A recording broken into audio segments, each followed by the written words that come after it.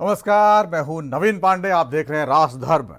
महाराष्ट्र जैसे बड़े राज्य में चुनावी नुकसान का क्या कांग्रेस पर कोई असर पड़ा है? अगर कांग्रेस नेताओं के बयान सुने जाएं तो शायद बिल्कुल नहीं।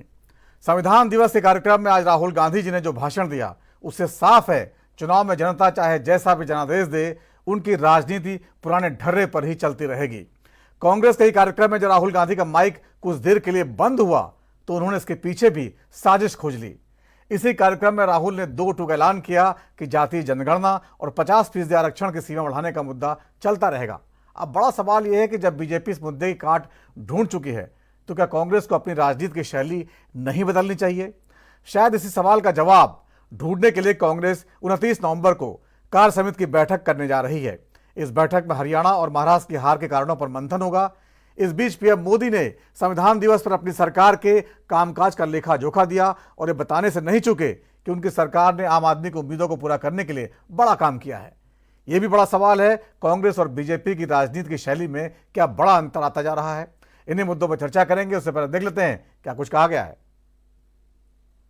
जो भी इस देश में 3000 साल से जो भी दलितों की, आदिवासियों की, पिछड़ों की, गरीबों की बात करता है उसका माइक ऑफ हो जाता है।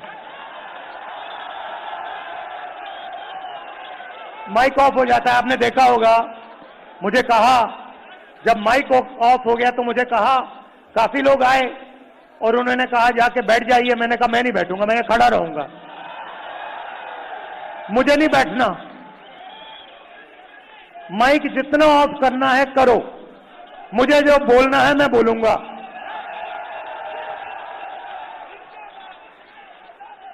यहां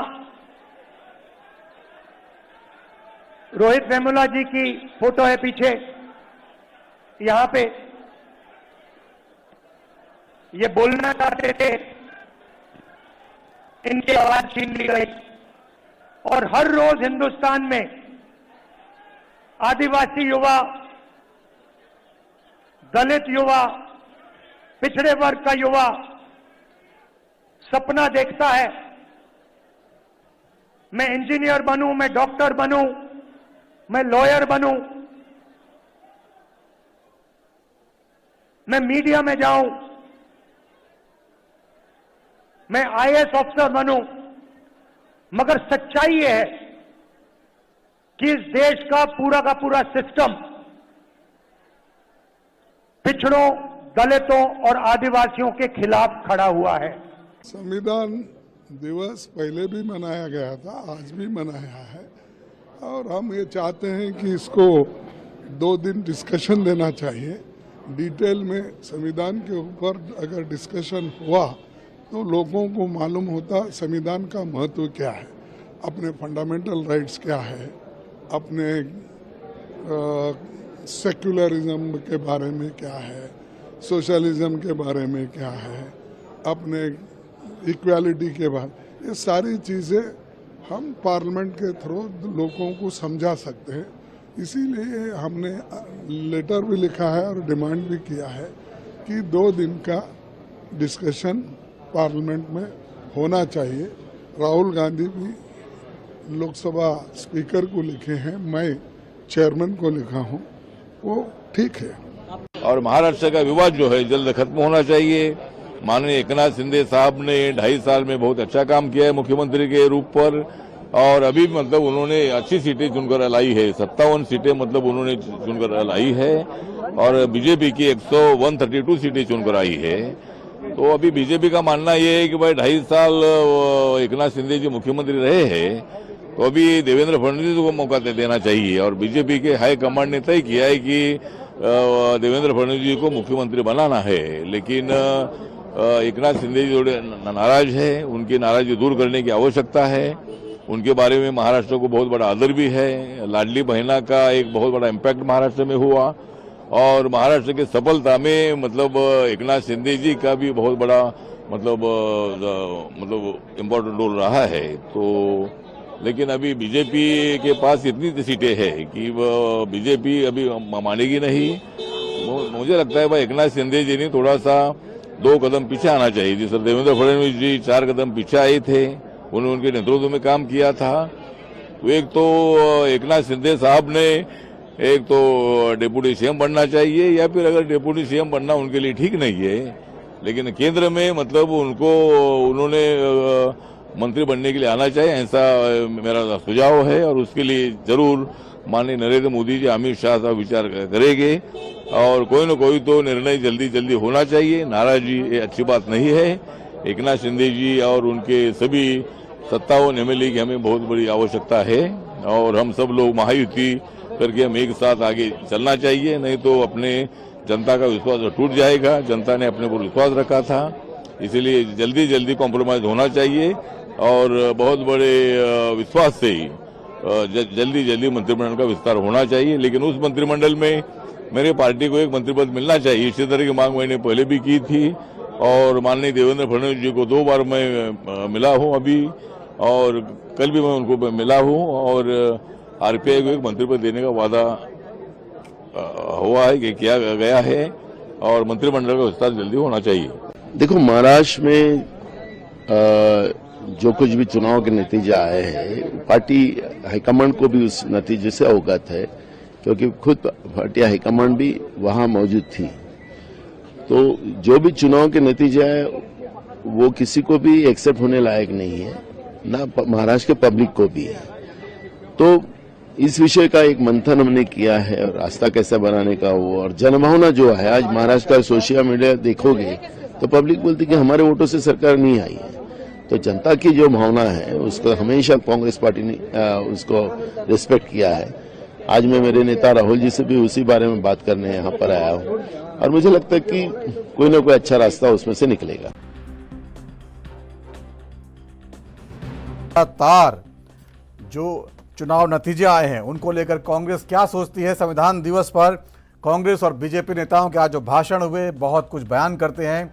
राहुल गांधी जी ने कांग्रेस के कार्यक्रम में जो भाषण दिया वो पुरानी ही बातें उन्होंने कही। जाति जनगणना, आरक्षण की कैपेसिटी 50% से बढ़ाना और दलित खतरे में है, दलित आरक्षण खतरे में है, संविधान खतरे, वही सब बातें जो लोकसभा चुनाव से लगातार राहुल गांधी करते आ रहे हैं। और उधर प्रधानमंत्री नरेंद्र मोदी ने अपने सरकार के कामकाज की जो है उपलब्धियां गिनाई, हमला करने से बचे वो फिलहाल आज के दिन। और इन्हीं शैली के बीच कांग्रेस अब जो है 29 कार्य समिति की बैठक कर रही, तमाम मुद्दों पर चर्चा करेंगे।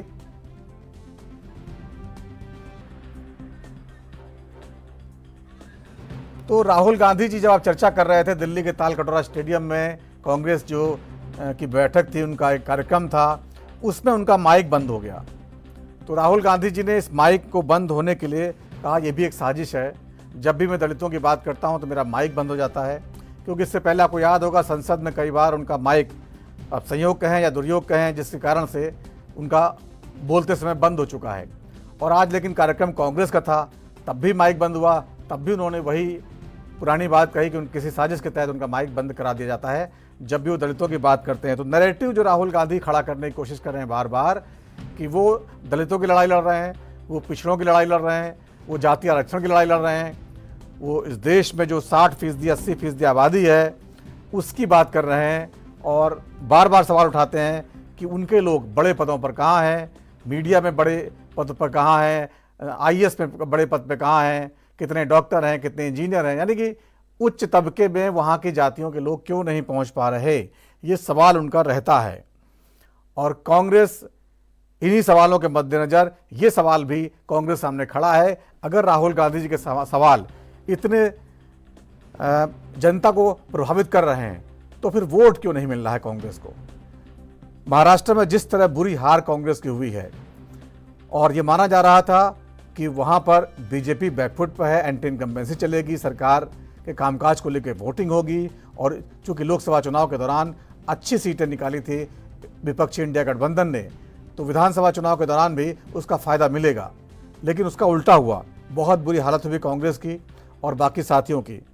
झारखंड जहाँ पर इंडिया गठबंधन जीता है वहाँ पर कांग्रेस को जरूर थोड़ा बहुत कह सकते हैं कि राहत मिली है, लेकिन वहाँ की जीत भी हेमंत सोरेन और उनकी पार्टी की वजह से मिली बताई जा रही है। क्योंकि कांग्रेस के नेता वहाँ रैली करने गए ही ना के बराबर गए।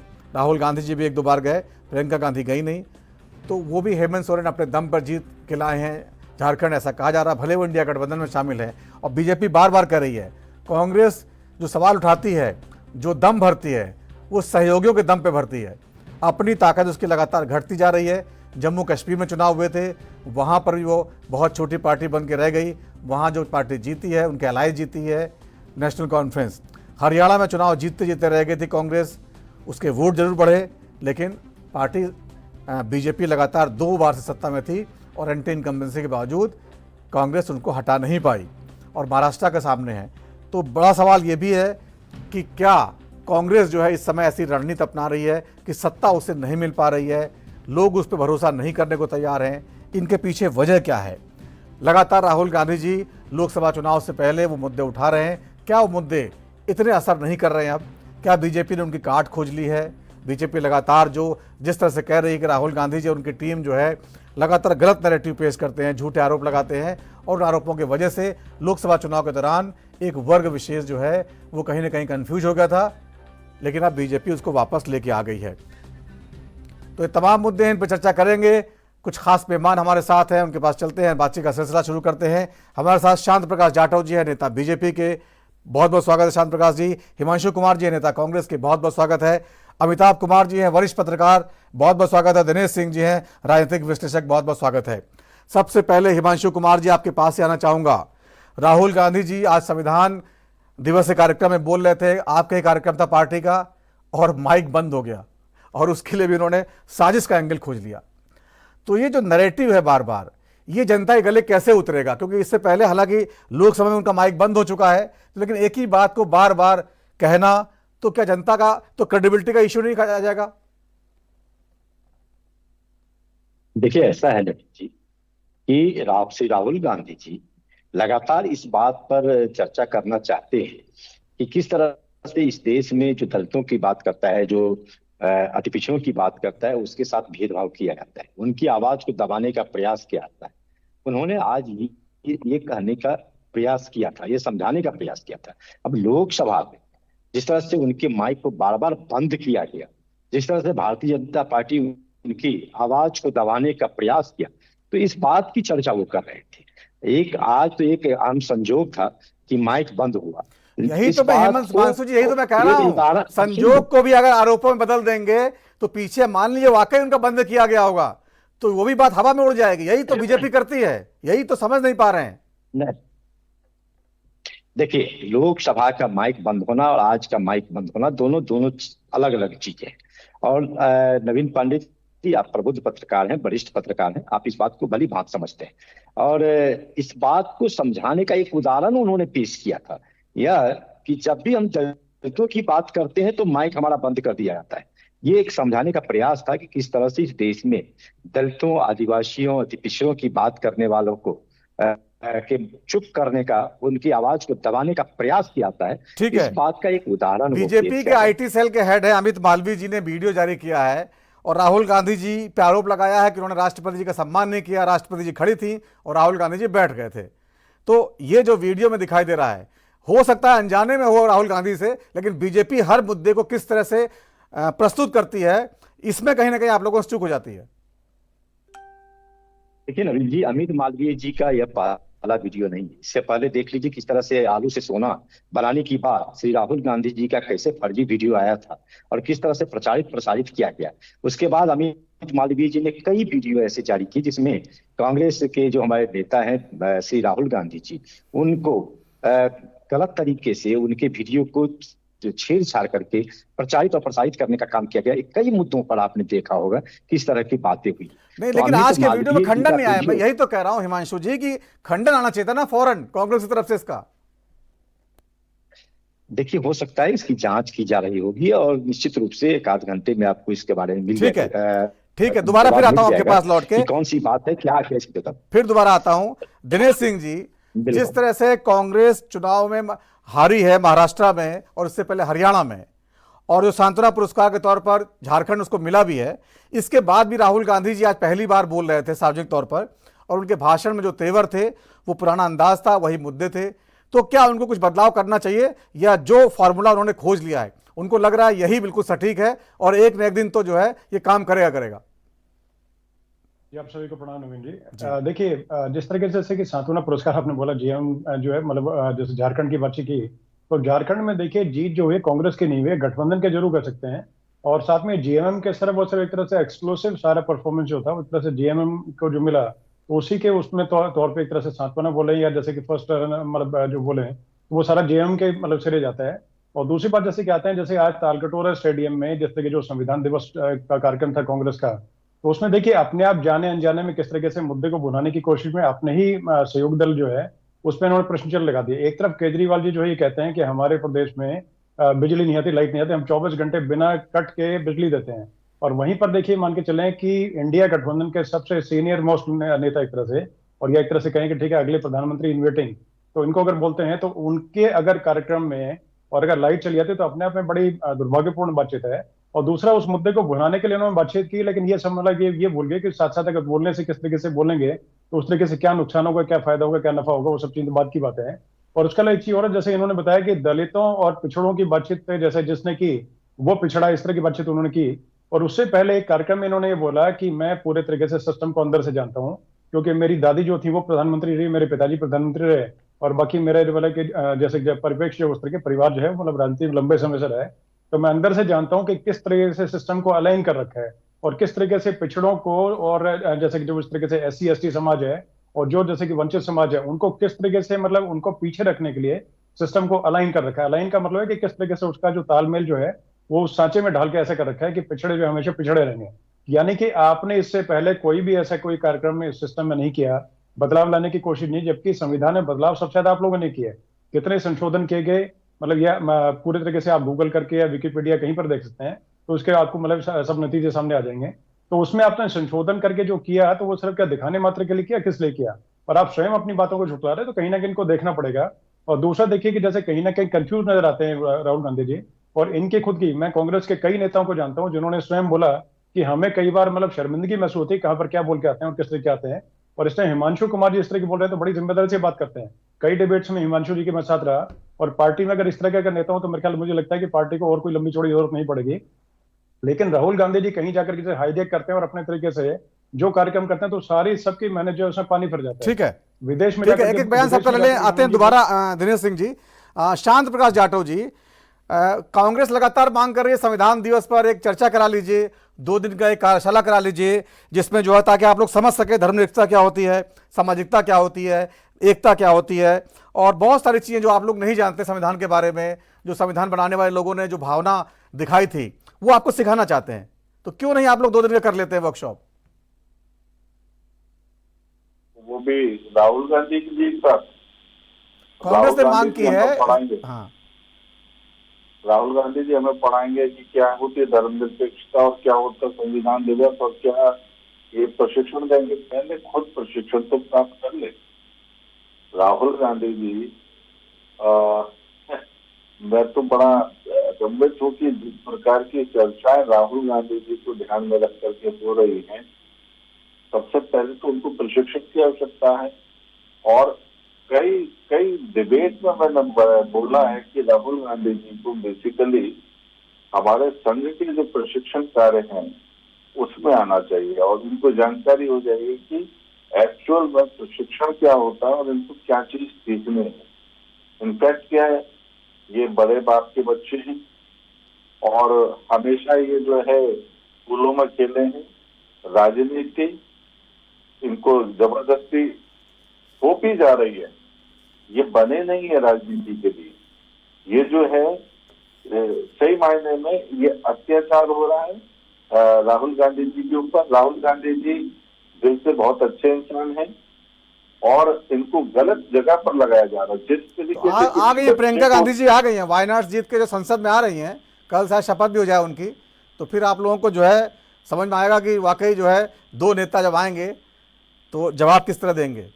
चले आता हूं दोबारा आपके पास, आता हूं दोबारा। अमिताभ कुमार जी हमारे साथ हैं। गांधी भी जो है उनको भी अभी वो भी मैंने बोला ना, दोनों ही स्कूलों में खेलना पड़ी बच्चे हैं और सही मायने में इनको गलत तरीके से बल्कि माता जी भी इनकी जो है उनको भी राजनीति में नहीं आना चाहिए था, मगर ये इनके ऊपर अत्याचार हो रहा है। और बेसिकली राजनीति होती क्या है इनको इस चीज का इल्म नहीं है, तो इनसे राजनीति की उम्मीद करना ठीक है। बिल्कुल मैं समझता हूँ। ठीक है शांत प्रकाश जी, एक हिमांशु जी कुछ कहना चाह रहे हैं, हिमांशु जल्दी से।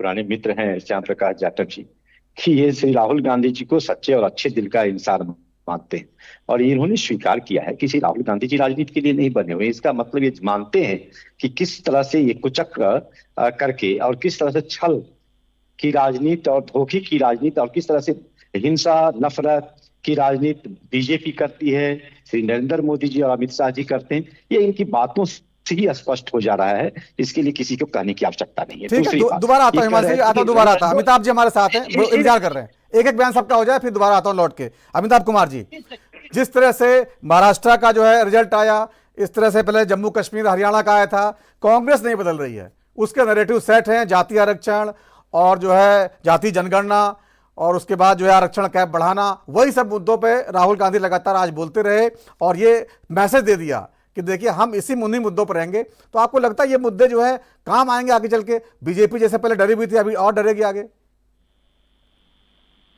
नहीं, बीजेपी तो डरेगी नहीं, बीजेपी रास्ता निकाल रही है और अपना काम कर रही है। लेकिन ये बात सही है कि कांग्रेस अभी भी 2000 के पहले वाले नैरेटिव्स पे, पॉलिटिक्स पे अटकी पड़ी है। वो अभी भी अपने पुराने पारंपरिक तौर तरीकों को ग्रुप बनाना, टुकड़े टुकड़े में बांट करके देखना, कभी जाति का सवाल उठाना, कभी धर्म का सवाल उठाना और अलग अलग जगह विवाद पैदा करना, और उन्हीं तरीकों की राजनीति से वो अभी भी चुनाव लड़ना चाह रही है। जबकि 2014 के बाद चुनाव जो है वो बिल्कुल अलग रास्ते पे चला गया है। अब खास करके नरेंद्र मोदी जी ने जिस तरीके से सारी परंपराओं को तोड़ करके नए ढंग से जो राजनीति करनी शुरू की है ना, वो मतदाताओं से डर के कि मतदाता बुरा मान जाएंगे इसलिए ये कदम नहीं उठाना, वो कदम नहीं उठाना, बहुत सारे ऐसे निर्णय जो सालों से कांग्रेस के किए हुए निर्णय थे, वो लटके पड़े थे, उनको उन्होंने लागू किया और लागू करके और अब मतलब मेजोरिटी के साथ फिर दोबारा सरकार में आए हैं। तो उन्होंने बदल दिया है। अब पुराने जमाने की तरह जैसे ये लोग फंसा करके लोगों को गवार अनपढ़ बनाए रख करके और वोट डलवा करके और जीता करते थे, वो सब चीजें खत्म हो रही धीरे धीरे। अब लोगों का शिक्षा जो है, लोगों के शिक्षित होने की जो संख्या है वो भी बढ़ती चली जा रही है। और ऐसे ऐसे ये प्रश्न उठाते हैं जब ये खुद पूछते हैं कि भाई उच्च पदों पे क्यों नहीं है, तो कारण आप है। आपने सही ढंग से चीजों का निर्णय करने के बजाय लोगों को उलझाए रखने की नीति अपनाई।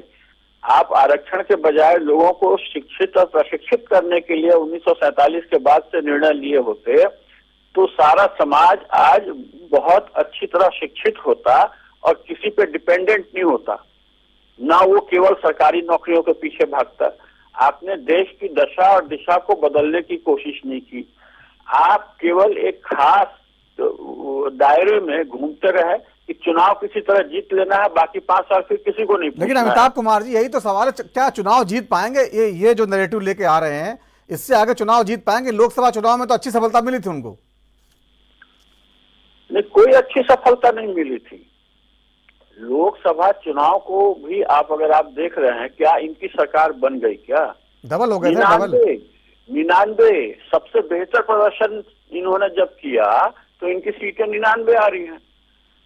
हाँ, इंदिरा गांधी जी ने जब इमरजेंसी लगाया था उसके बाद सबसे बुरा प्रदर्शन किया था तो भी 178 या कुछ सीटें आई थी, जहां तक मुझे ध्यान आ रहा है। तो आप समझ लीजिए इनका परफॉर्मेंस का स्तर क्या है। ये केवल बड़बोलापन दिखा करके, ऊंची ऊंची बातें बोल करके और जिन समस्याओं को कांग्रेस ने खड़ा करके रखा है सालों से इस देश में, उनका ही जिक्र करके ये समझते हैं कि जनता को बार बार मूर्ख बना लेंगे। तो ऐसा नहीं होता है। इन्होंने इनकी एक स्ट्रेटेजी की, जो दलित है या जो मुस्लिम वर्ग है उसको हमेशा इन्होंने, जो हम तो कहते हैं कि बुद्धू बनाए रखा, उनको डराए रखा ताकि वो उनको वोट करते रहे। कभी उनको खुल करके इस देश का सच्चा नागरिक होने का भान होने नहीं दिया। उनको डराए रखा कि तुमको ये किया जाएगा, तुम्हारे साथ वैसे होगा, ऐसे होगा, और ये खुद करते रहे ना। उनको ढंग से शिक्षित किया। एक बड़ा मुस्लिम वर्ग आज भी अशिक्षित क्यों है भाई? देश के प्रति उसके अंदर लगाव क्यों नहीं है भाई? ये सब आपको पैदा करना था ना जज्बा, अवेयरनेस आपको करना था, ट्रेनिंग आपको देनी थी, शिक्षा आपको देनी थी। संविधान का इतना चर्चा करते हैं, संविधान ही उनको ठीक से पढ़ा लिए होते तो वो अपना कर्तव्य भी समझ जाते, अधिकार भी समझ जाते। इन्होंने कभी कर्तव्य समझने का उनको मौका नहीं दिया, ना जरूरत। लेकिन अमिताभ कुमार जी, कांग्रेस के पुराने नेताओं ने जो किया है उस गलती की सजा, गलती थी भी मान लीजिए, तो राहुल गांधी जी को क्यों मिलनी चाहिए? राहुल गांधी जिस दौर में आए हैं, राजनीति कर रहे हैं, वहां तो जब से आए बेचारे ज्यादातर समय विपक्ष में ही हैं। तब से 10 साल यूपीए की सरकार थी, उसमें राहुल गांधी थे नहीं।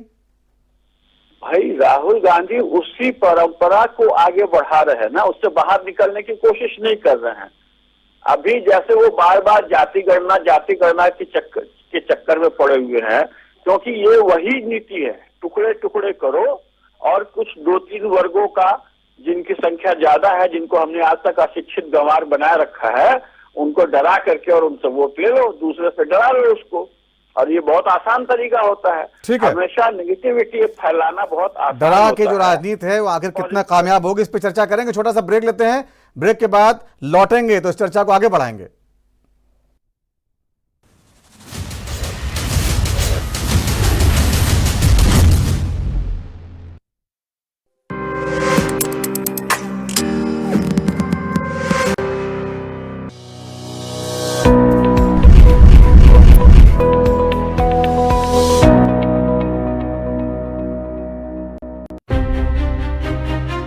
Anti narcotics task force highly professional बंदे हायर कीते ने, चाहे वो लॉ अफसर होण, चाहे वो फोरेंसिक दे होण, चाहे होर जांच दे अधिकारी होण, ते अपनी होणगे इन्हां दे। भगवंत सिंह मान जी की जो एंटी नारकोटिक्स टास्क फोर्स है, इसमें conviction rate is as high as 81%। WhatsApp chatbot anti drug helpline जिसका नाम है सेफ पंजाब, भगवंत सिंह मान जी ने इसीलिए लॉन्च करी थी कि लोगों को हमसे भी ज़्यादा इन्फॉर्मेशन होती है कि कौन नशा बेच रहा है, कहाँ बेच रहा है। 457 पे एक्शन भी लिया जा चुका है, जैसे कि रेड करना उनके घर पे या फिर FIR करना। ਜਿਹੜਾ ਨਸ਼ਾ ਹੈ ਇੱਕ ਬਹੁਤ ਵੱਡੀ ਲਾਨਤ ਹੈ, ਪਰਿਵਾਰ ਖਤਮ ਹੋ ਰਹੇ ਇਹਦੇ ਨਾਲ। ਇਸ ਕਰਕੇ ਉਹਨਾਂ ਦੀ ਬੜੀ ਅੱਛੀ ਸੋਚ ਹੈ ਜਿਹੜੀ ਉਹਨਾਂ ਨੇ ਜ਼ੀਰੋ ਟੋਲਰੈਂਸ ਰੱਖੀ ਹੈ ਵੀ ਨਸ਼ੇ ਨੂੰ ਖਤਮ ਕੀਤਾ ਜਾਏ। ਲਾਅ ਐਂਡ ਆਰਡਰ ਦੇ ਵਿੱਚ ਅਸੀਂ ਕੋਈ ਢਿੱਲ ਨਹੀਂ ਦਿੰਦੇ ਤੇ ਨਾ ਹੀ ਕਿਸੇ ਨੂੰ ਬਖਸ਼ਿਆ ਜਾਂਦਾ। 3.5 ਕਰੋੜ ਲੋਕਾਂ ਦਾ ਇੱਕ ਗੁਲਦਸਤਾ ਹੈ ਪੰਜਾਬ ਸਾਡਾ, ਸੋ ਸਾਰਿਆਂ ਦੀ ਜਾਨ ਮਾਲ ਦੀ ਰਾਖੀ ਕਰਨਾ ਗਵਰਨਮੈਂਟ ਦਾ ਫਰਜ਼ ਬਣਦਾ है।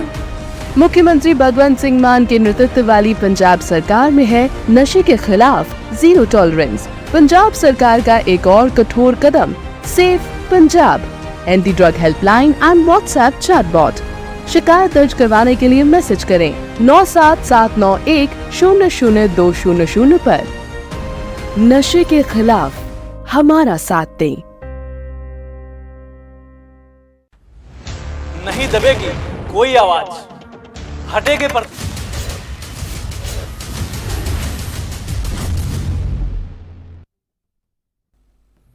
ब्रेक के बाद राज धर्म का फिर आपका स्वागत है। आज बात कर रहे हैं कांग्रेस की राजनीति। संविधान दिवस पर जिस तरह राहुल गांधी जी और प्रधानमंत्री नरेंद्र मोदी ने अलग अलग भाषण दिए, अलग अलग तरीके के नैरेटिव सेट करने की कोशिश की, इन तमाम मुद्दों पर चर्चा कर रहे हैं। हमारे साथ कुछ खास मेहमान हैं, एक बार फिर चलते हैं उनके पास और बातचीत का सिलसिला आगे बढ़ाते हैं। शांत प्रकाश जाटव जी हैं, नेता बीजेपी के हमारे साथ हिमांशु कुमार जी, नेता कांग्रेस के, अमिताभ कुमार जी हैं वरिष्ठ पत्रकार के तौर पर, और दिनेश सिंह जी हैं राजनीतिक विश्लेषक के तौर पर। उनसे बातचीत का सिलसिला शुरू करते हैं। शांत प्रकाश जाटव जी, संविधान दिवस के कार्यक्रम में प्रधानमंत्री नरेंद्र मोदी बोले और उन्होंने अपनी सरकार की उपलब्धियां गिनाई। इतने करोड़ गैस कनेक्शन दिए, इतने करोड़ नल से जल कनेक्शन लगाए और 10 करोड़ महिलाओं को फ्री गैस कनेक्शन दिया, 12 करोड़ घरों में जल से नल दिया, 4 करोड़ भारतीयों को पक्का मकान दिया। और बार बार प्रधानमंत्री ये साबित करने की कोशिश कर रहे हैं कि कांग्रेस ने अपने ज़माने में काम नहीं किया, इसलिए हमें इतना काम करना पड़ा।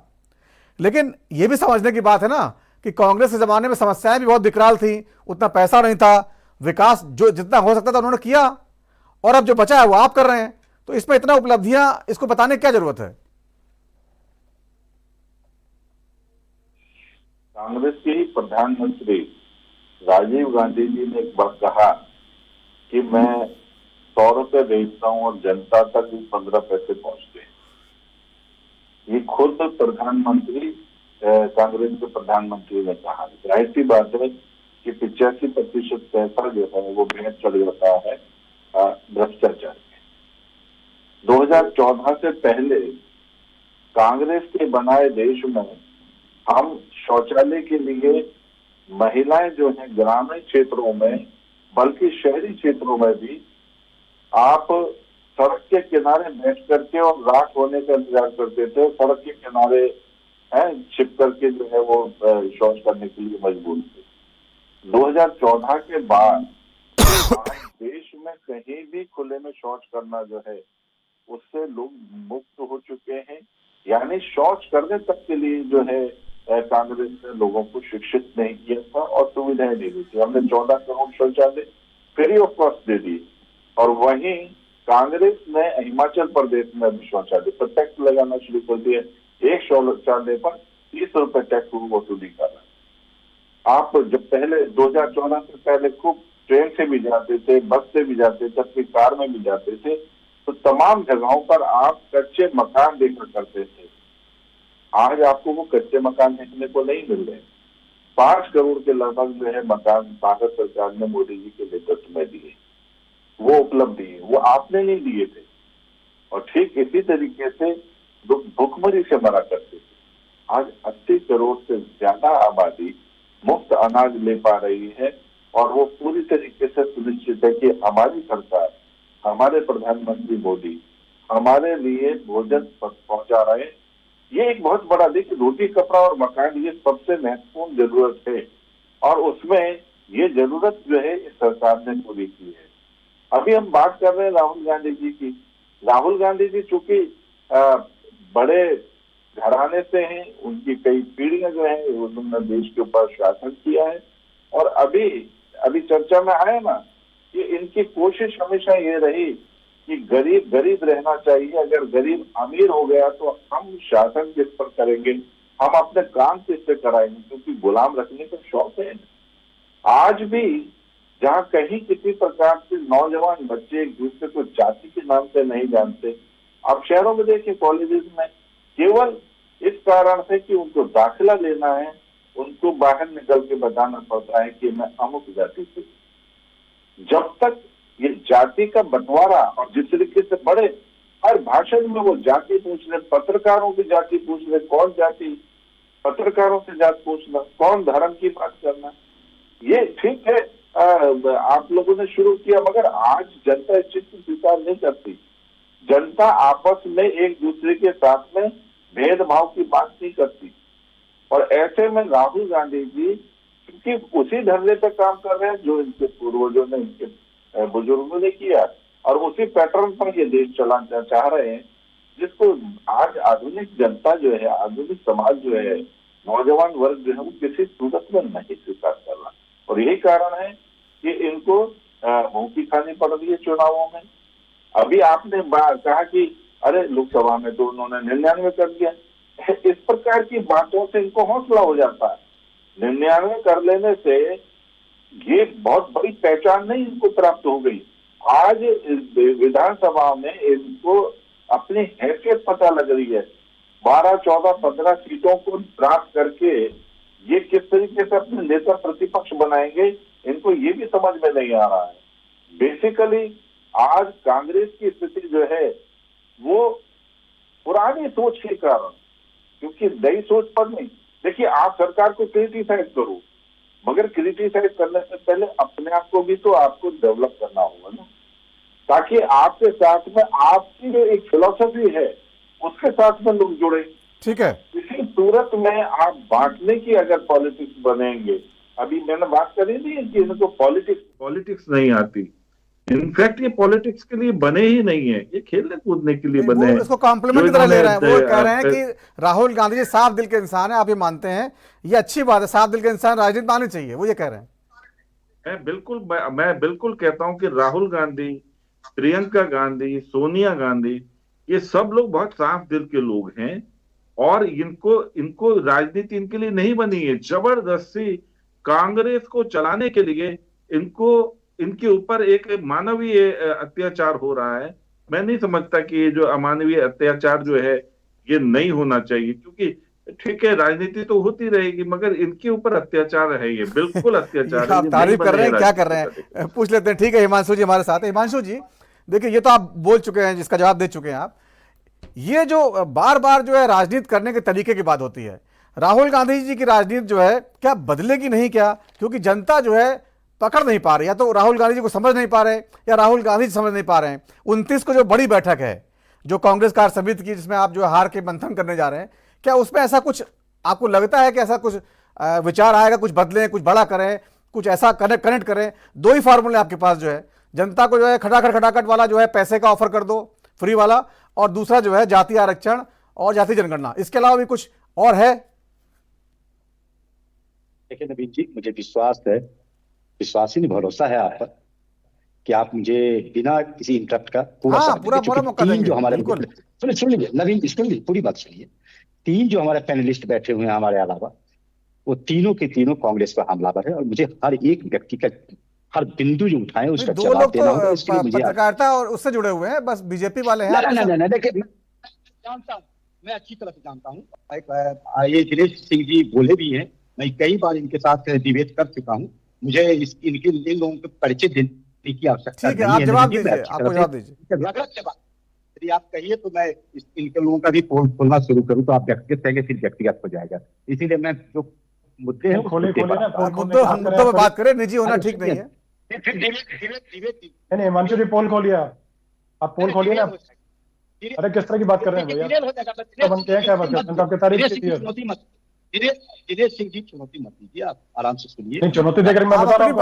आप अपनी बात रखिए, दिनेश जी को छोड़िए, वो तो बात कर रहे हैं। आपने बोलिए, चुनौती स्वीकार करता हूं उसमें। आप चुनौती दिनेश सिंह जी, आराम से मैंने क्या गलत काम किया यहाँ पर आके बताइए से? आपको चुनौती दे रहा हूँ, आपके लिए पोल खोलिए मेरे यहाँ से।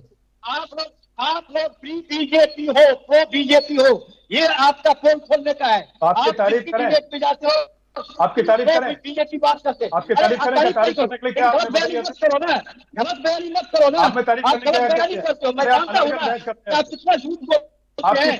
अरे सबसे राकेश सिन्हा राज्यसभा चले गए, चापलूसी करते करते तब से आप लोगों को लगता है बीजेपी का तलवार चाट करके क्या कहते हैं नरेंद्र मोदी और अमित शाह का तलवार चाट के आप राष्ट्रपति हो जाएंगे। इस देखिए हिमांशु जी, व्यक्तिगत हमलों से बचा जाए। देखिए समीक्षा का होता है, समीक्षा करना। तारीफ करनी पड़ेगी उसके साथ। जितना जाल बिछाया सड़कों का, जितनी सड़कें बीजेपी के राज्य बनी, उतनी आपके राज्य में बनी नहीं। कुछ वैसे पानी देने का काम उन्होंने किया। खुले में सोच क्यों जाती थी पब्लिक से? खुले में सोच क्यों जाती है बताइए ऐसे?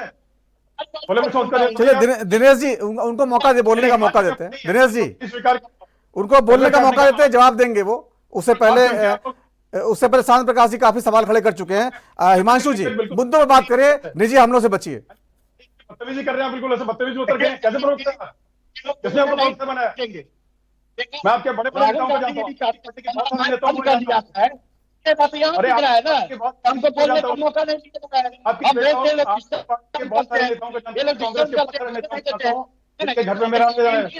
दिनेश सिंह जी, आपने अपनी बात कह दी, अपनी बात, अब उनको मौका दीजिए।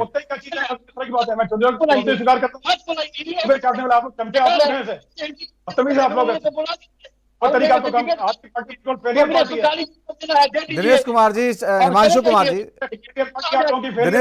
दिनेश सिंह जी शांत हो जाइए, शांत हो जाइए, उनको बोलने का मौका दीजिए। आपकी बात आ गई है। हिमांशु कुमार जी अपनी बात रखिए, निजी हमलों से बचिए, जो मुद्दे उठाए उस पर बात करिए। आपकी पोल सारी मैं खोल के रख दूंगा सारी। एक सेकंड पोल पहले मुझे बताइएगा सर। बदतमीजी बर्दाश्त नहीं होगी बिल्कुल। बात करिए सर, बात करिए, बोलिए सही एक वर्ड। आप लोग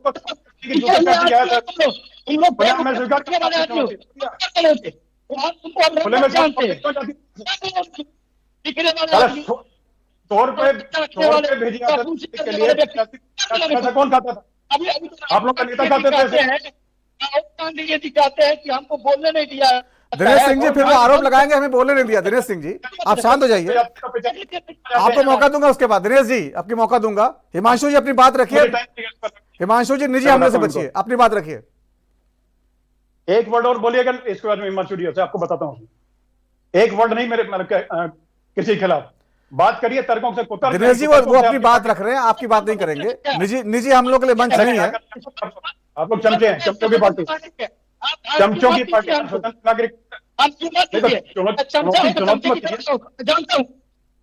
नागरिक आप नहीं है भाई, हम नहीं है स्वतंत्र नागरिक। देखिए असंसदीय भाषा, हिमांशु जी असंसदीय भाषा हमारे चैनल के मंच पर इस्तेमाल मत करिए, आपसे निवेदन है, अपनी बात रखिए, निजी हमलों से बचिए। ये लोगों की मानसिकता जो है, ये सामंती मानसिकता के लोग हैं, और ये लोग चाहते हैं कि जो दलितों और पिछड़ों की बात करें उनकी जुबान को बंद कर दे। कि राहुल गांधी जी कहते हैं कि हमारा माइक बंद कर दिया तो आपके चैनल पर दिख रहा है, देख लीजिए 2 मिनट तक किस तरह से चिल्ला रहे हैं, किस तरह से बात कर रहे हैं। मैं तो ये कहा था ना कि मुद्दों पर नहीं जाना है, मुझे बात करना है। नहीं सुन लीजिए, अरे तीन कैंडिडेट जो है हमलावर है, आपको पूरा जवाब देने का हिमांशु जी मौका देंगे, आप अपनी बात रखिए ना, निजी हमले मत करिए, अपनी बात रखिए, पार्टी की बात रखिए। मैं क्या कहा था नवीन जी, ये 3 लोग कांग्रेस के खिलाफ बोल रहे हैं, कांग्रेस पर आरोप लगाए हैं, मुझे समय दीजिए, मैं तीनों पार्टी है बात करता हूँ। इस वक्त कांग्रेस के खिलाफ नहीं बोले हैं क्या? इस तरह की बात करते हैं, गजब स्थिति है भाई। कोई बात नहीं, आपको जरा समय दूंगा, अपनी बात रखिए, आप पूरा मौका दूंगा, बोलिए। देखिए ऐसा है कि श्याम प्रकाश जाटव जी हमारे मित्र भी बोल रहे थे कि हमने गरीबों के लिए काम किया। यूपीए ने 27 करोड़ लोगों को बीपीएल से बाहर निकाला था इस देश में, और आज जब एनडीए की सरकार बनी तो 23 करोड़ लोगों को फिर से बीपीएल के अंदर धकेलने का काम किया। ये भारतीय जनता पार्टी का चरित्र है और चेहरा है। दूसरी बात, ये बोल रहे थे कि हम जातीय जनगणना से टुकड़े टुकड़े कर रहे हैं, और हमारे मित्र अमिताभ जी भी बोल रहे थे, तो भी मैं बताऊँ, ये कह रहे थे टुकड़े टुकड़े कर रहे हैं। तो बीजेपी का हिम्मत है, यदि जातीय जनगणना पर प्रश्न उठा रहे थे श्याम प्रकाश जाटव। अब मैं चुनौती देता हूँ, इनको हिम्मत है ये कहे आज आपके चैनल पर कि हम जातीय जनगणना के खिलाफ है। ये छुपे हुए रूप से कहते हैं कि जातीय जनगणना नहीं होना चाहिए, और जब कोई बात होती है तो इनके बड़े नेता कहते हैं जातीय जनगणना के हम पक्ष में। ये दोहरा चरित्र क्यों? ये दोहरा चरित्र करने का क्या मतलब है? इसके बाद एक गैस कनेक्शन की बात कर रहे थे कि गैस कनेक्शन हमने दिया। गैस कनेक्शन कहाँ? गैस कनेक्शन जो आपने दिया सिर्फ खाली सिलेंडर दिया, और उसमें भी सब्सिडी की राशि नहीं दी गई। तब तक सब्सिडी की राशि नहीं दी गई जब तक कि उसका पैसा खत्म नहीं हो गया, उसका वो इंस्टॉलमेंट पर गैस सिलेंडर दिया गया था, और 400 के बदले 1400 रुपया वसूला गया। ये है उज्ज्वला योजना की हकीकत। तीसरी बात, ये कह रहे थे कि स्वर्गीय राजीव गांधी जी के बारे में उन्होंने टिप्पणी किया था कि 1 रुपया देता हूँ तो 10 पैसा ही पहुंचता है, 10% ही पहुंचता है। ये स्वर्गीय राजीव गांधी जी ने एक्सेप्ट किया था, ठीक है, अच्छी बात है, उन्होंने कहा था। लेकिन उनकी ये साफ हुई क्या आपके आज के प्रधानमंत्री कह सकते हैं क्या? यही लोगों में अंतर है। ये लोग जो कहते हैं कि श्री राहुल गांधी जी नहीं बने हैं राजनीति के लिए, ये लोग जो कहते हैं कि श्रीमती सोनिया गांधी जी और श्रीमती प्रियंका गांधी जी राजनीति के लिए नहीं बने हैं, इसका कारण है ये झूठ मक्कार की राजनीति करना जानते हैं। ये फूट डाल और शासन करो की राजनीति करना जानते हैं। ये लोग क्या जानते हैं कि राहुल गांधी जी और सोनिया गांधी जी त्याग की प्रतिमूर्ति है, उन्होंने किस राजनीति की बात किया है। ये कहते कि प्रधानमंत्री आवास योजना की बात कर रहे थे। प्रधानमंत्री आवास योजना में आपने देखा होगा कि लक्ष्मी देवी का फोटो वायरल होता है कि प्रधानमंत्री जी इनको चाबी दे रहे हैं, और नेक्स्ट डे उनका बयान आता है कि मुझे कोई आवास ही नहीं मिला। ये इनकी सच्चाई है। जो पहले इंदिरा आवास योजना था उसका नाम बदल करके प्रधानमंत्री आवास योजना रखा गया। सिर्फ योजना का नाम बदलने से कोई कार्यक्रम नहीं होता है। चौथी बात, ये कह रहे थे कि 80 करोड़ लोगों को हम अनाज दे रहे हैं। ये जो फूड सिक्योरिटी बिल किसने लाया था? कांग्रेस ने लाया था, और इस उद्देश्य से लाया था कि 2023 तक हम खाद्यान्न के मामले में सभी लोगों को आत्मनिर्भर कर देंगे। तो इसके बाद हमें फूड सिक्योरिटी चलाने की कोई आवश्यकता नहीं होगी। लेकिन भाजपा की गलत नीतियों के कारण आज भी फूड सिक्योरिटी चलाना पड़ता है। ये सबसे बड़ा दुर्भाग्य इस देश में है। ये बोल रहे थे हमारे मित्र अमिताभ जी बोल रहे थे कि 1947 के बाद यदि कांग्रेस काम किया होता तो आज जो समस्याएं हैं वो समस्याएं नहीं होती। मैं इनको बताना चाहता हूँ 1947 के बाद क्या विश्वविद्यालय की स्थापना नहीं हुई? क्या IIT IIM की स्थापना नहीं हुई? इस देश में इसरो जैसे संगठन का स्थापना नहीं हुई? इस देश में क्या सेल भेल का स्थापना नहीं हुआ? इस देश में रेलवे का विकास नहीं हुआ? इस देश में क्या नहीं हुआ? हवाई अड्डे नहीं बने? क्या नहीं हुआ? सही। और ये कह रहे हैं कि कुछ हुआ ही नहीं, जब 2014 के बाद ही सब कुछ हुआ है। इस तरह का यदि गलत कसवापन की लोग बात करते हैं तो इनकी बात का जवाब तो हिमांशु जी ये बात ठीक है कि विकास हुआ है, लेकिन वो ये भी कहना नहीं बोलते कि विकास निचले दर्जे पर नहीं पहुंचा, आम आदमी तक उतना उस तरीके से नहीं पहुंचा जैसा अब पहुंच रहा है। इसका कारण डिजिटल व्यवस्था भी हो सकती है, उस समय डिजिटल नहीं था। देखिए, श्री राहुल गांधी जी यदि जातीय जनगणना की बात करते हैं तो इसीलिए करते हैं जातीय जनगणना की बात, चूंकि जो अंतिम पायदान पर खड़ा व्यक्ति है, जिसको समुचित लाभ नहीं मिल पाया, उसकी जांच हो, उसकी पहचान हो, और उस पहचान के आधार पर एक नीति बने, और उस नीति के आधार पर, सरकारी नीति के आधार पर उन लोगों को भी अग्रिम पंक्ति में लाने की व्यवस्था हो। इसीलिए तो कहते हैं राहुल गांधी जी की जातीय जनगणना हो। उन्होंने तो कहा कि यह एक सामाजिक एक्सरे होगा, जिससे पता चल जाएगा कि जातीय आर्थिक जनगणना से कि किस जाति की कितनी संख्या है और कितनी भागीदारी है, कितनी आर्थिक स्थिति, क्या आर्थिक स्थिति है। तो इसमें क्या दिक्कत है, इसमें क्यों विरोध करते हैं? यदि भारतीय जनता पार्टी के लोग विरोध करते हैं तो फिर बताइए ना, इनके जो शीर्ष नेता है हिमांशु कुमार जी, इसकी शुरुआत कर्नाटक, हिमाचल और तेलंगाना से क्यों नहीं होनी चाहिए? जैसा कि आप लोग कह रहे हैं, शुरुआत करिए वहां से। निश्चित रूप से हमारी सरकार शुरू करने जा रही है, इसकी घोषणा भी हो गई है। और नवीन जी, आप देखिएगा कुछ दिनों में हम जातीय जनगणना की शुरुआत करेंगे। इसके लिए सरकार पूर्ण रूप से तैयार है। अब ये लोग देखिए हिमांशु कुमार जी, कुछ सच्चाई मैं भी आपको बता दूं, बिहार में आप जब थे नीतीश जी के साथ, तो आपने जातीय जनगणना कराई थी। उसके जो नतीजे आए, जो जनगणना निकल के आई, आप हो सकता ना बोल पाए, मैं बोल देता हूं, 50% करीब 52% जो है मोटा मोटा आंकड़ा जो है पिछड़ों का है। और आप कहते हैं कि हम 50% का कैप तोड़ देंगे, 50% आरक्षण दे देंगे आप पिछड़ों को, जो कि उनकी आबादी इस समय है 50-60% करीब, वो दे देंगे, प्लस 30% और दे देंगे। 90% आरक्षण देने की हैसियत में है क्या आप लोग इस देश में? आप लोग, यही तो कहा जा रहा है, जो सिगुफा खड़ा कर रहे हैं आप लोग, इसका परिणाम क्या होगा? सामाजिक विद्वेष कितना बढ़ जाएगा, ये क्या इसका अंदाजा है क्या? और अगर आप वादा करेंगे तो आपको करना पड़ेगा, या केवल बोलने के लिए कर रहे हैं? 60% आबादी, 60% आबादी, 70% आबादी को आरक्षण देना आपको नैतिक रूप से सही लगता है? देखिए, हम इस पर नहीं है कि 50%, राहुल गांधी जी ये कहें कि हम 50% का जो बैरियर है उसको तोड़ देंगे। ये नहीं बोले कि हम 90% आरक्षण कर देंगे। जिसकी जितनी भागीदारी, क्या मतलब है? जब आबादी इतनी है, पिछड़ों की आबादी देश में इतनी ज्यादा है 60%, वो मांगेंगे फिर आपसे हक, फिर आप कहां से दोगे उनको? देखिए, बता रहा हूं नवीन जी, 60% आबादी है, इसका मतलब 60% आरक्षण नहीं है। आरक्षण की सीमा को हम बढ़ाएंगे। आप ये भी देखे होंगे कि उन्होंने क्या कहा है कि 30 से 32% हम बढ़ा देंगे। इसका मतलब 50 और 60% नहीं है। तीसरी बात, एक सेकंड, ठीक है, आ रहा हूं दिनेश जी, पूरा कर लीजिए उनको, नहीं तो कहेंगे हम मौका नहीं दिया। ठीक है, बोलिए, खुल के बोलिए। देखिए, ऐसा है कि जातीय जनगणना बहुत ही आवश्यक है। जातीय और आर्थिक जनगणना श्री राहुल गांधी जी जो कहते हैं वो बहुत ही इस समाज के लिए आवश्यक चीज है। उसके बिना इस समाज में ये संभव नहीं है कि सभी जातियों का, ये तो खैर कांग्रेस का ये तो ठीक है हिमांशु जी, कांग्रेस का ये मत है, आप उसके साथ रहेंगे, लेकिन इसका फायदा जनता समझ नहीं पा रही है। दोबारा फिर आता हूं दिनेश सिंह जी, अगर जाति जनगणना, सबको बोलने का मौका दीजिए ना, फिर सबका समय बटा हुआ, समय कम बचा है। दिनेश सिंह जी, अगर नतीजे सही पक्ष में नहीं आ रहे हैं तो क्या कांग्रेस की रणनीति बदलनी चाहिए, या यही रणनीति ठीक है उनकी? बिल्कुल पूरी तरह बदलनी चाहिए। कांग्रेस प्रवक्ता का हाल आपने देख लिया, यही हाल ये जनता के बीच में जाकर करते हैं। उसके वजह करने को, इनके अहंकार और घमंड की वजह से जनता जो है इनको नकार। बीच में मत बोलिए, आपको बीच में अगली बार बोलने को ध्यान रखना। कर्नाटक के अंदर जो है इंडिया, देखिए हाल देखिए, हमले से बचिए, दिनेश जी आप भी बचिए, हिमांशु जी सुन लीजिए। उनमें से एक भी वादा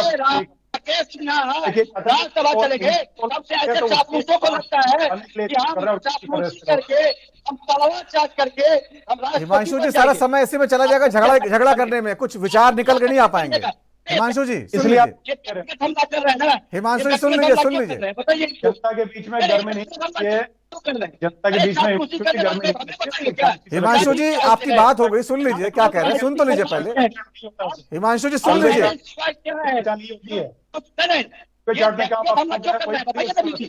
मत करिए ऐसे। चलिए बोलिए दिनेश जी, बोलिए, पूरा करिए, मैंने आपके समय कम बचा है, पूरा करिए। नवीन जी, सरकार के कारनामे बताता हूँ। कर्नाटक से शुरू करता हूँ। कर्नाटक में इन्होंने जितने वादे किए, जो फ्रीबीज के और अन्य वादे किए, लोक कल्याणकारी वादे किए, वो कोई भी पूरे नहीं कर पाए। हाँ, ये जरूर किया इन्होंने कि विदेश की एजेंसी को करोड़ों रुपए देकर के हायर किया। किस लिए हायर किया कि किस तरीके से हम रेवेन्यू बढ़ा के मतलब जनता पे एक्स्ट्रा बोझ डाल के, और उसके नतीजे में ये निकला 2-2, 3-3, 4-4 रुपए जो है पेट्रोल डीजल बढ़ा करके और गैस से बढ़ा करके वो खर्चा पूरा किया गया। और चावल मेरे ख्याल बांटने का अभी तक नहीं दिया गया, ये पहली चीज। दूसरी, खटाखट सरकार की एक और उपलब्धि, पिछली बार जो अशोक गहलोत सरकार थी, राहुल गांधी जी उससे तुरंत पहले गए थे कि हम लोग किसानों को कर्जा माफ करेंगे, लेकिन बदले में हुआ क्या, और ये देख सकते हैं, गूगल सर्च कर सकते हैं आराम से, कोई दिक्कत नहीं है। 19,400 जो किसान जो थे उनकी भूमि को कुर्की के आदेश जो है, उनको नोटिस उनको मिले, और अन्य क्या क्या चीज, उसके अलावा मैं कहना सुनना चाहता ही नहीं ऐसे। उसके अलावा इनकी पार्टी 2 लाख का हमने किसी ने माफ किया है, उनके साथ में क्या व्यवहार किया गया। उसके अलावा अशोक तंवर से पर्सनली, अशोक तंवर जो है उनको पर्सनली मैं जानता हूं, उनके घर पे मेरा आना जाना रहा है, और उनको मैं स्वयं जाता हूं कांग्रेस में, और बाद में बीजेपी में, और बाद में दोबारा वापस कांग्रेस में। उनको स्वयं मिलने का समय नहीं मिलता। हेमंत बिस्वा शर्मा इनके अपने खुद के नेता थे, कुत्ते को बिस्किट खिलाते खिलाते जो जिस प्लेट में कुत्तों को बिस्किट दे रहे थे, उसी में अपने नेताओं को बिस्किट उनको परोस दिए।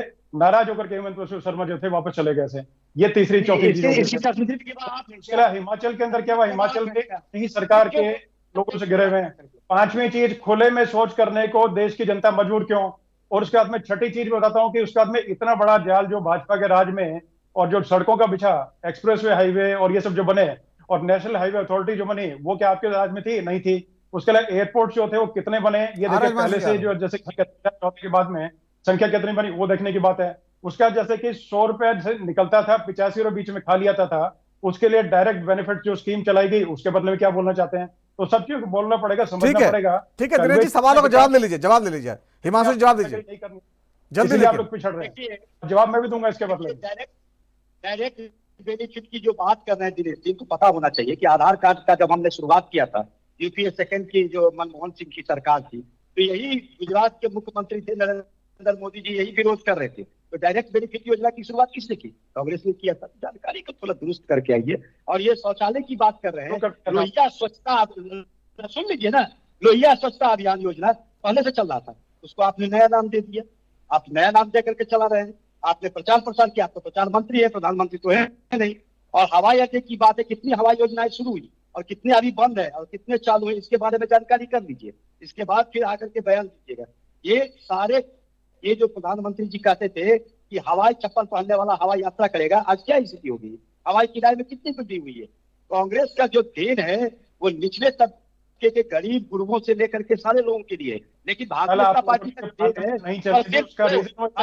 ठीक है हिमांशु जी, आपकी बात आ गई, अपनी बात रख दी आपने। एक कमेंट दिनेश जी अमिताभ जी का लेता हूं, फिर आपको बताता हूं। अमिताभ जी, 29 को जब बैठक है कांग्रेस की, आपको लगता है कुछ नए विचार आएंगे या यही भी खाना पूर्ति हो जाएगी हर बार की तरह? नहीं, अभी तक ये लोग जो है समझने को तैयार नहीं हो।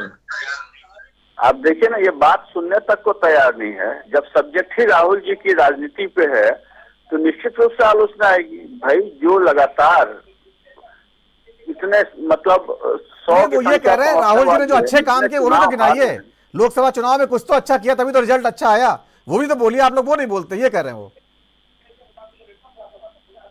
देखिए, हम अभी केवल और केवल जो है इनकी हार के कारणों की समीक्षा कर रहे हैं अभी, और हम ताली बजाने के लिए बिल्कुल नहीं बैठे हैं। इनको अभी इतना ज्यादा करेक्शन करने की जरूरत है, इतना ज्यादा काम करने की जरूरत है। अब जब ये सुनने को तैयार नहीं है तो सुधार कैसे करेंगे? ये इनका मिजाज बता रहा है, ये सुधार करने को तैयार नहीं। और अभी भी देखिए कैसे कैसे उपाय कर रहे हैं। जाति गणना कराएंगे कह रहे हैं, हम लोगों में पैसे बांट देंगे, फिर वो जो है आरक्षण और बढ़ा देंगे। ये जिन नीतियों की वजह से यह देश 70 सालों तक सही ढंग से विकसित नहीं हुआ, 80-90% आबादी जिसकी अशिक्षित रह गई, गरीब रह गई, फिर उन्हीं नीतियों पे आगे चल रहे हैं। ये इनके लक्षण देखिए ना आप। अभी तक नए ढंग से आप मुझे बताइए, किसी के गरीब होने का, पिछड़ा होने का, अशिक्षित होने का जो सीधा कारण है वो क्या हो सकता है? उसके पास धन की कमी है, उसके पास सामाजिक जो अवस्था है उसकी कमी है, उसके पास स्कूल नहीं है, ये कमी है, तभी वो अशिक्षित है। तो उनको आप उचित स्कूल की व्यवस्था कीजिए, प्रशिक्षण की व्यवस्था कीजिए, उनको योग्य बनाइए, ना कि अयोग्य। ठीक है, समय खत्म हो रहा है अमिताभ जी। दिनेश जी 30 सेकंड बोलिए अपनी बात, 30 सेकंड। मैंने बात बता करेक्शन की, अमिताभ जी बात मतलब जो मैंने बोलने वाला था वही बात उन्होंने बोल दी। कांग्रेस को अपने तरीके से आगे अगर चाहती है, क्योंकि देखिए हम लोग सभी चाहते हैं कि मजबूत एक लोकतंत्र में मजबूत विपक्ष है, उसकी मतलब बड़ी जरूरत होती है। और दूसरा, अगर इनको सत्ता में काबिज अगर होना है, दोबारा सत्ता में आना है, तो बताना पड़ेगा कि हम लोग सत्ता से, जो सत्ता में पक्ष है उससे बेहतर क्यों है। लेकिन बेहतरी के बजाय अगर उलझेंगे, हम लोग एक तरह से मान के चले शिक्षक की भूमिका में, यहाँ पर कोई हम लोग कोई बराबर आपके साथ डिबेट नहीं करने हैं, हम लोग बताने के लिए, आकलन करने के लिए, उसमें अगर ये बताएंगे कि हमें तारीफ करके क्या मिलने वाला है, ना हमें आपसे मिलना, ना किसी और से कुछ मिलना। ठीक है, तो कांग्रेस को एक बार फिर सोचना पड़ेगा, बड़ा आकलन करना पड़ेगा। 29 को बैठक है, हो सकता है उसमें आकलन करें। बहुत बहुत धन्यवाद चर्चा में शामिल होने के सही मानों का। तो राजधर्म में आज इतना ही। वक्त छोटे से ब्रेक का है, और ब्रेक के बाद भी खबरों का सिलसिला जारी रहेगा। नमस्कार।